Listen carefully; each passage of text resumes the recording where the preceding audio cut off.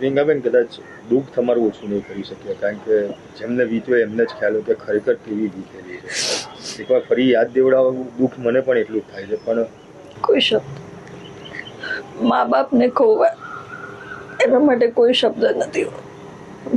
વરસ થયું છે પણ હજુ ઇન્સિડન્ટ્સ કાલે જ બન્યો હોય એવું જ લાગે.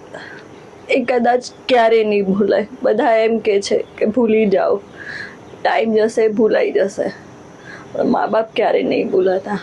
કદાચ એમણે મને બૂમોય પાડી હશે કે મને બચાવો બચાવો, પણ એ મારા હાથમાં હતું નહીં. અને આ વસ્તુ હું હજુ ગિલ્ટી કરું છું કે કાશ મેં એ દિવસ એમને ના મોકલ્યા હોત તો કદાચ એ આજે મારા જોડે હોત.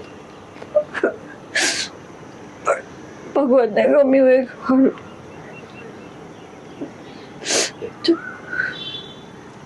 આપના પોતાના પ્લેટફોર્મ લલકારને લાઈક કરો, ફોલો કરો, સબસ્ક્રાઇબ કરો અને શેર કરો.